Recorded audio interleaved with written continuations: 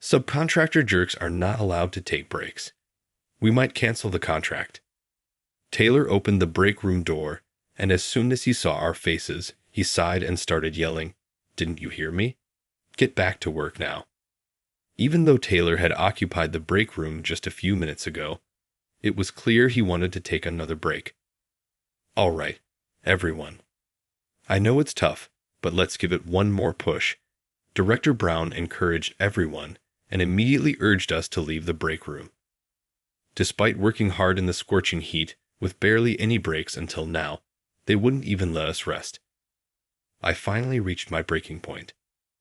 "No, Director. There's no need to go back," I said as I blocked Director Brown's hand when he tried to open the break room door. "Hey, rookie, did you just say something?" Taylor's face twisted as he leaned back in his chair.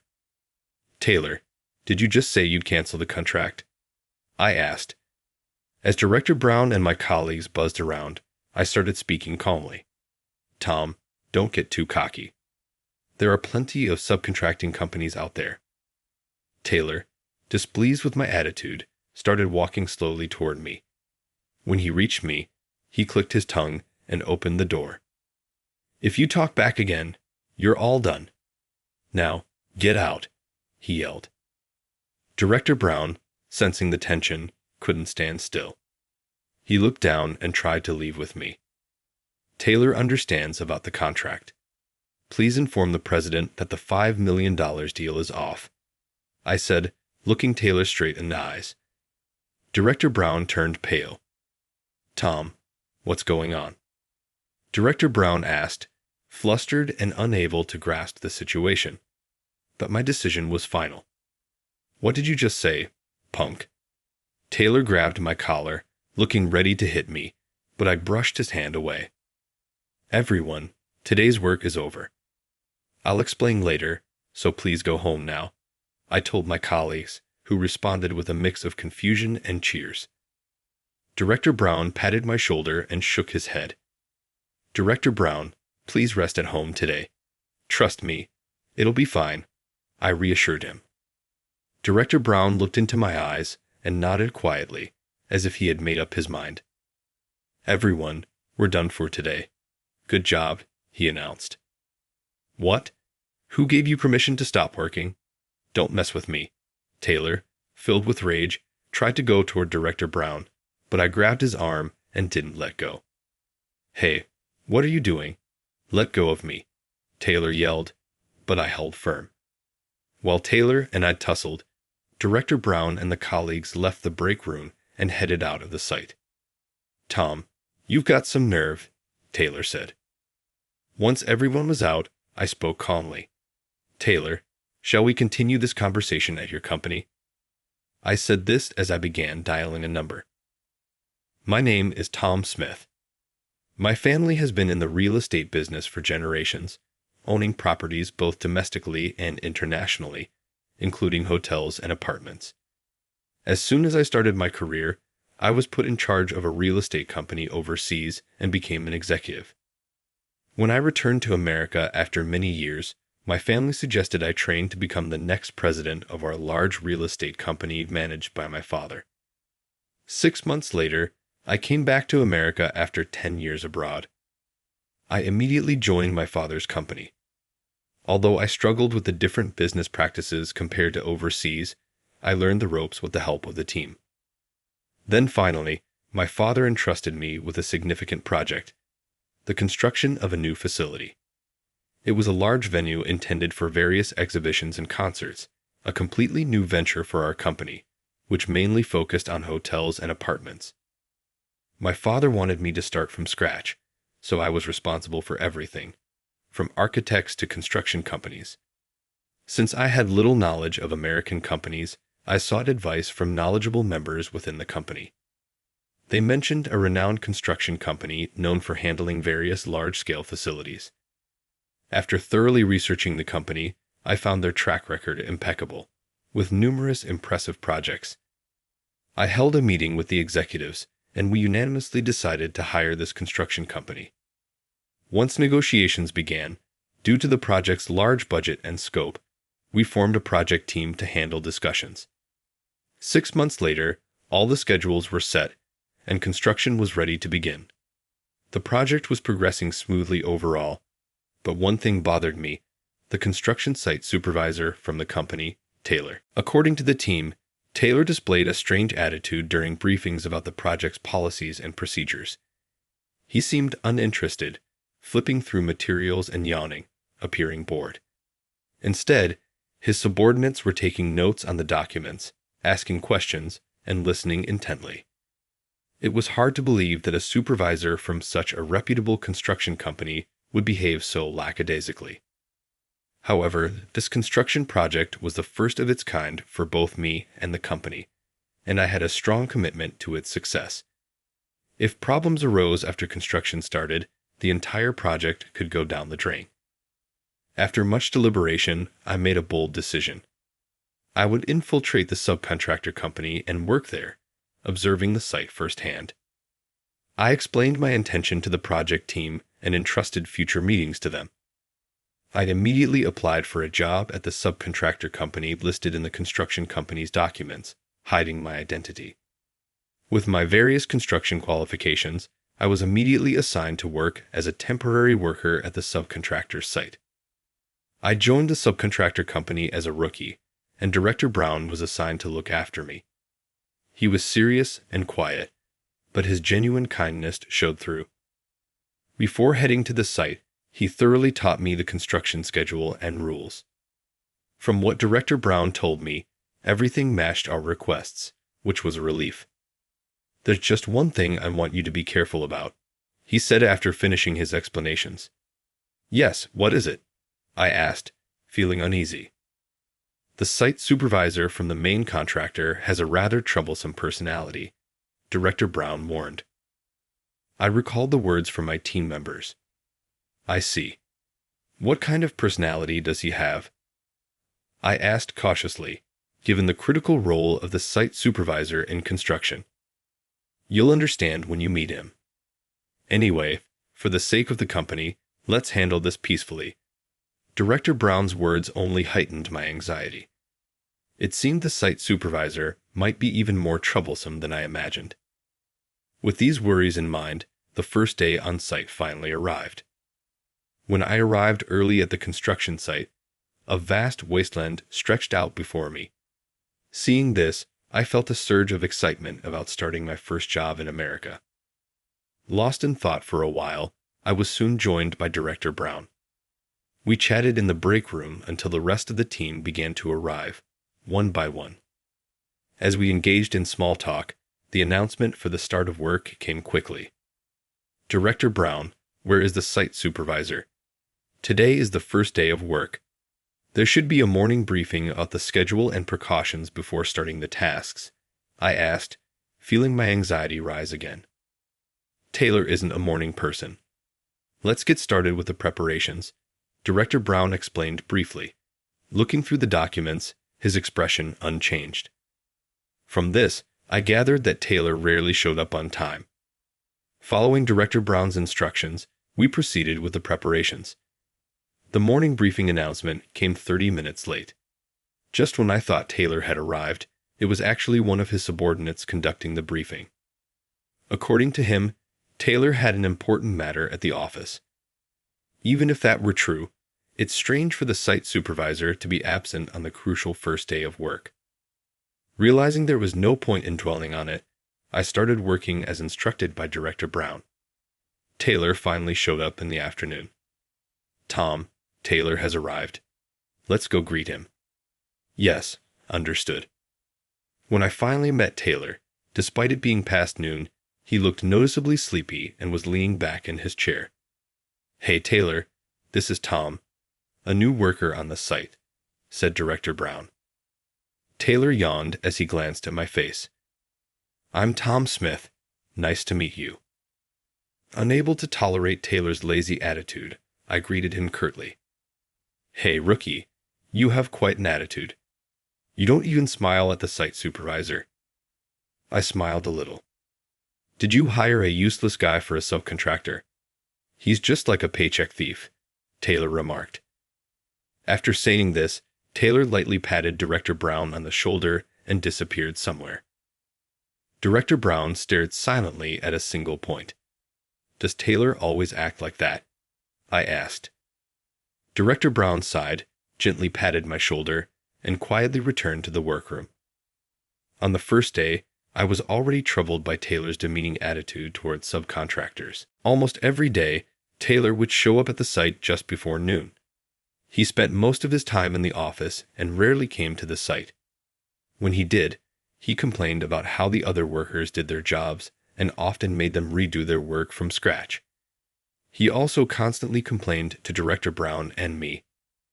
The others tried to keep things peaceful by apologizing and redoing the work as Taylor instructed. "Hey, rookie, if the client rejects this work, do you plan to disgrace me?" Taylor asked. Saying this, Taylor kicked over what I had assembled, causing it to collapse. "Do it again." Without apologizing, I stared at Taylor. "Taylor, could you show me the correct way to do it?" I said, handing him the materials. "Are you talking back?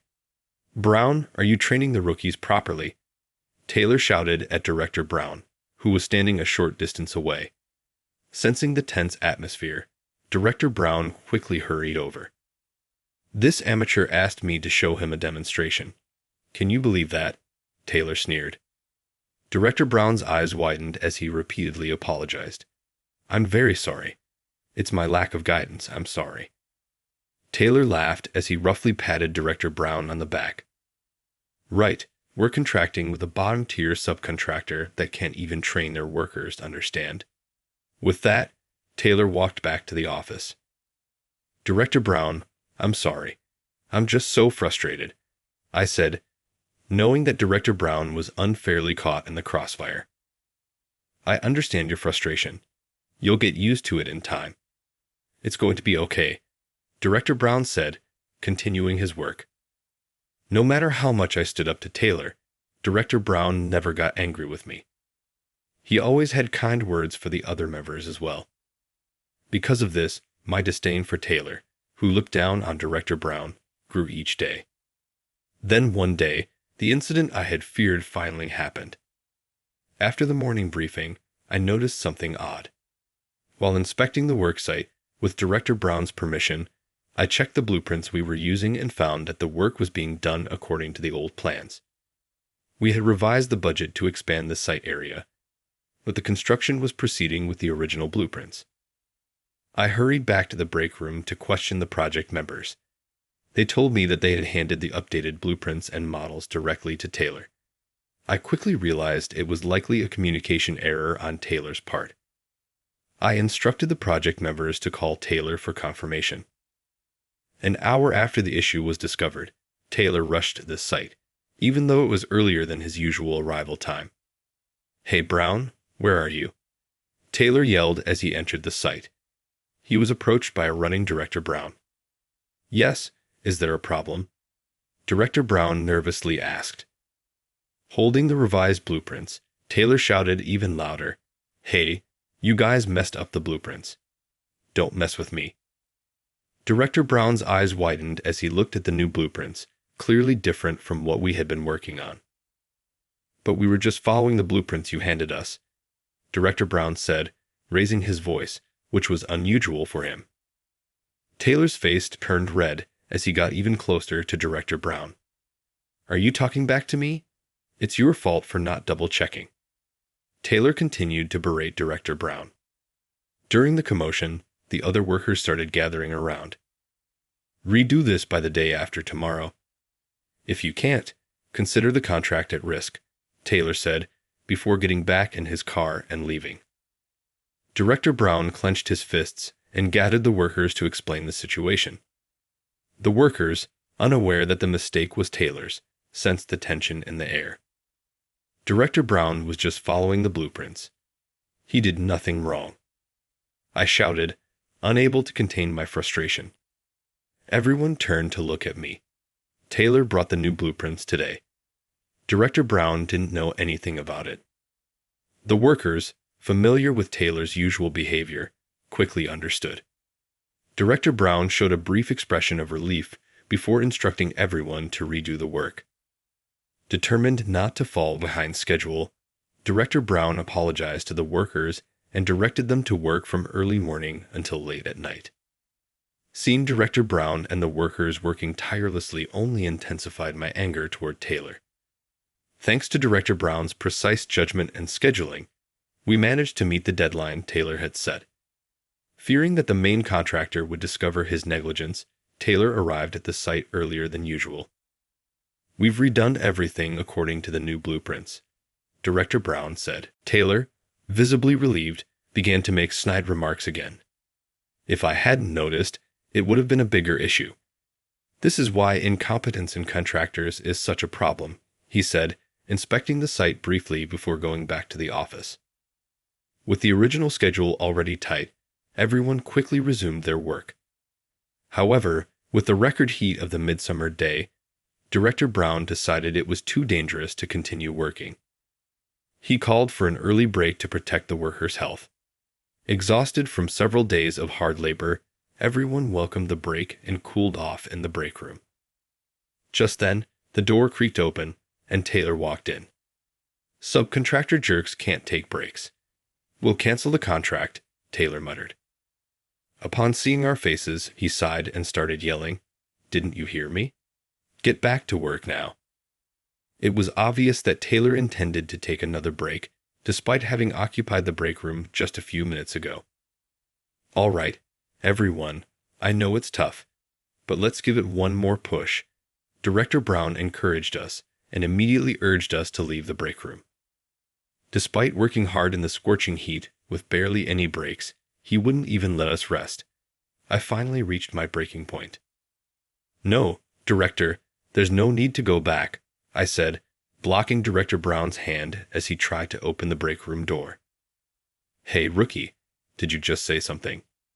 Taylor's face twisted as he leaned back in his chair. "Taylor, did you just say you would cancel the contract?" I asked calmly. As Director Brown and my colleagues buzzed, Taylor started speaking again. "Tom, don't get too cocky. There are plenty of subcontractor companies out there." Displeased with my attitude, Taylor started walking slowly toward me. When he reached me, he clicked his tongue and opened the door. "If you talk back again, you're all done. Now, get out," Taylor ordered. Director Brown, sensing the tension, couldn't stand still. He looked down and tried to leave. "With me?"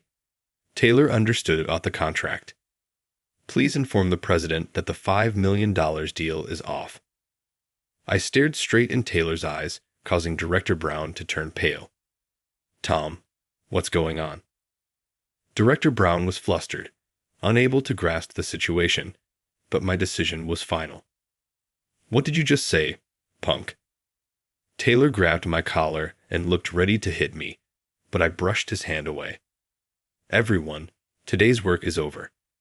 I'll explain later, so please go home now." Hearing my words, the colleagues responded with a mix of confusion and cheers. Director Brown patted my shoulder and shook his head. "Director Brown, please rest at home today. Trust me, it'll be fine." Director Brown looked into my eyes and nodded quietly, as if he had made up his mind. "Everyone, we're done for today. Good job." "What? Who gave you permission to stop working? Don't mess with me."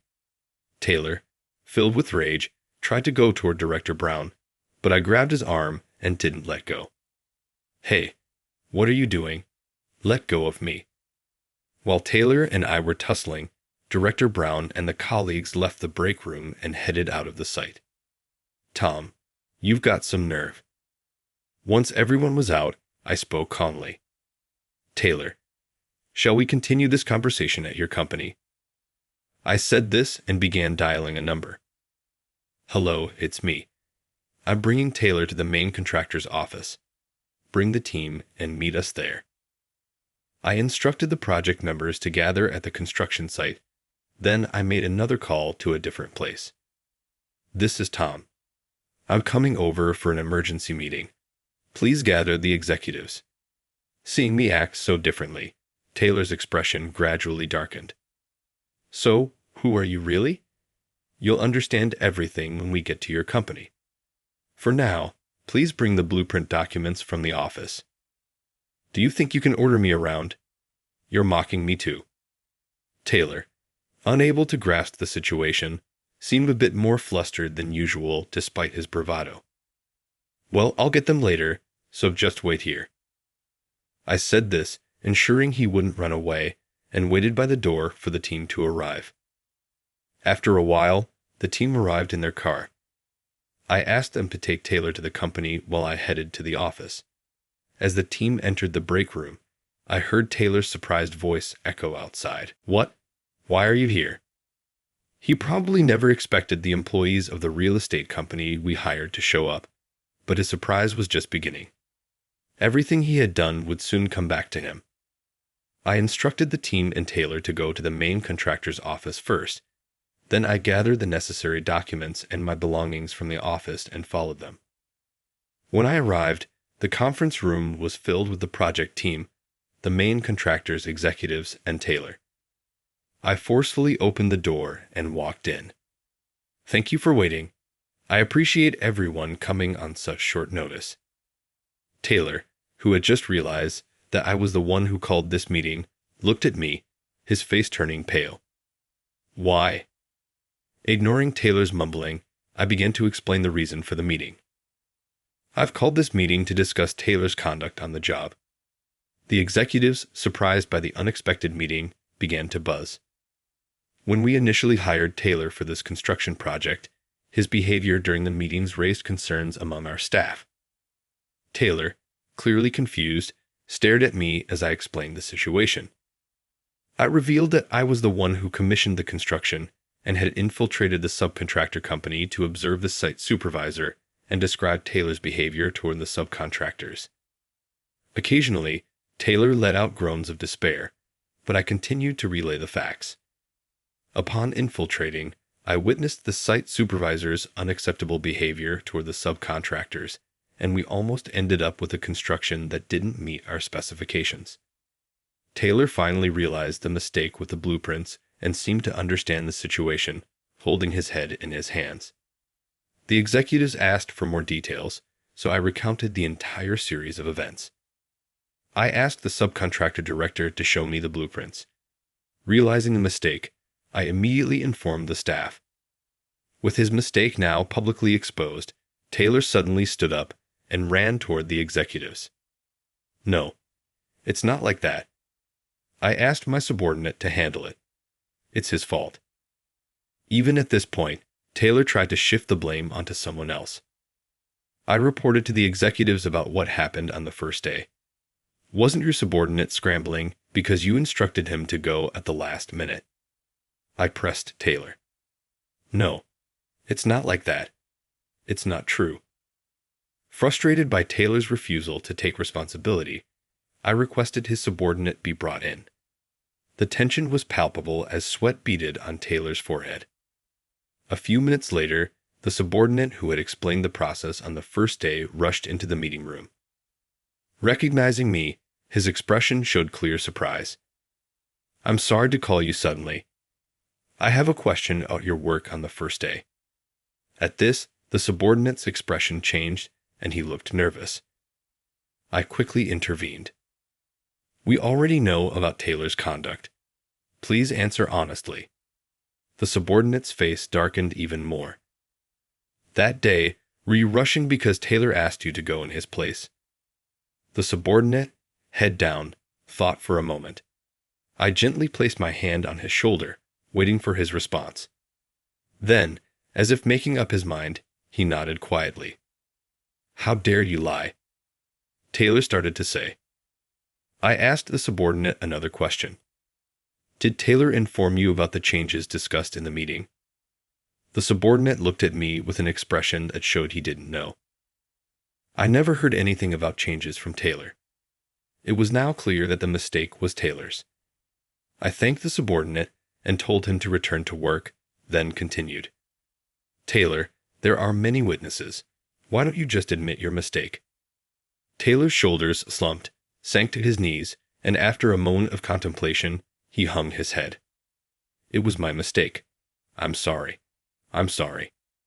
He apologized in a voice so small it was almost unheard. Please lift your head.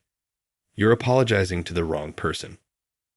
Then I'd addressed the executives with an important announcement. Given the substantial financial stakes for our company, we cannot entrust this project to Taylor. Saying this, I pulled out several documents. These documents contain recordings of everything Taylor said while I was on site. Since the beginning, I had been secretly gathering evidence in case it became necessary to terminate the contract. To obtain the most compelling evidence, I had placed audio recorders in the office locker and kept one in my pocket at all times. Unless you replace the supervisor, I will submit this evidence and cancel the $5 million contract. The executives took Taylor's repeated arrogant behavior and poor work ethic seriously and agreed to replace the site supervisor on the spot. Taylor, with no other options, had to accept the decision. As the meeting concluded, I stated one more condition before leaving the room. The next morning, I arrived at the site at my usual time. Director Brown, who had arrived earlier than usual, rushed to me, asking for an explanation of the previous day's events. Actually, I'm the one who commissioned this construction project. Director Brown's eyes widened in shock. His mouth agape, he asked, "Why would someone like you be working for a subcontractor?" Taylor had a poor reputation even before I joined the site, so I wanted to see it for myself. Hearing this, Director Brown looked even more surprised. "Is that so? So you saw the poor state of the site?" His expression clouded. "No. Actually, working alongside you, I saw that everyone, starting with you, Director, worked diligently." Director Brown must have been worried that the contract might actually be terminated. The problem was with the site supervisor, but that was resolved yesterday, so you can relax. I told Director Brown to gather all the employees for the morning briefing. Following the announcement, Director Brown began assembling the employees as I requested. Around that time, a car pulled up, and a visibly worn-out Taylor stepped out. "Thank you all for gathering. I am the one who commissioned this construction project." There were gasps of surprise from the employees as I revealed my identity. I then expressed my gratitude for their daily efforts and meticulous work. Yesterday, I met with the main contractor's executives, and due to Taylor's repeated poor conduct, a change in site supervisor was approved. The employees and Director Brown were even more astonished by this unexpected decision. As one of the conditions, I had asked for Taylor to apologize directly, which is why I had him come to the site. I asked Taylor to come and say a few words as he leaves this site today. As I said this, Taylor appeared before Director Brown and the employees, looking as if his soul had left him. He slumped down, muttering in a trembling voice, "I deeply apologize for my arrogant behavior." No one was willing to accept his apology. At this point, it was a fitting consequence. Still, I hoped that his direct apology might bring some solace to Director Brown and the employees. "That's enough, Taylor. The executives will handle the rest. Please return to the company." I said this briefly and left the rest to the executives. Until a permanent replacement was found, I called upon Taylor's subordinate, who attended the initial meeting, to act as the interim site supervisor. I then went to the subcontractor company to explain the situation. Since we hadn't finalized the main contract, we concluded with a provisional agreement. After finishing the meeting at the subcontractor company, I returned to the site to report to Director Brown. When I arrived, it was lunchtime, so I had my first relaxed conversation with Director Brown. "Thank you for helping us. Finally, I can see the employees' relieved faces." Then I asked a question that had been on my mind. "Director Brown, why did you tolerate Taylor's behavior for so long?" I found it strange that Taylor's behavior had been tolerated even though it could have been dealt with by consulting the main contractor or someone else. "Well, the truth is we've had a long relationship with the main contractor, sharing both good and bad times," said Director Brown.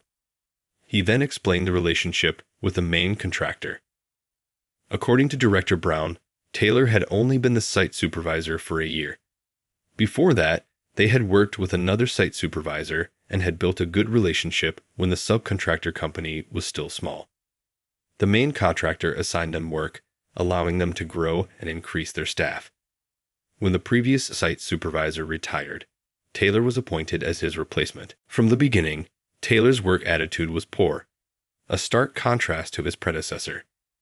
However, Director Brown kept quiet because Taylor was related to the president of the main contractor company. Knowing that their company had survived thanks to the main contractor's support when they were small, Taylor used this leverage to silence Director Brown whenever there was an issue. "I see. It must have been tough for you, Director Brown." I could tell that Director Brown had been troubled by this situation. Despite the good relationship between the companies, I hoped things would improve moving forward. A few days later, the main contractor's executives came to me personally to apologize. They quickly decided on Taylor's punishment, the most severe being his dismissal from the company. Taylor's shallow thinking that he could do anything because he was related to the president did not hold up. The main contractor company quickly acknowledged their fault and worked hard to meet our requests. Consequently, we decided to continue the construction project with them. A well-regarded site supervisor from another construction site was appointed as Taylor's replacement. I immediately went to check on the construction site. Seeing the site, it was clear that the previously tense atmosphere had transformed into a vibrant and lively environment. Watching Director Brown and the new site supervisor discussing the blueprints gave me a sense of relief and confidence that things would go smoothly. I continued to visit the site occasionally, eagerly awaiting the project's completion while keeping an eye on the construction progress.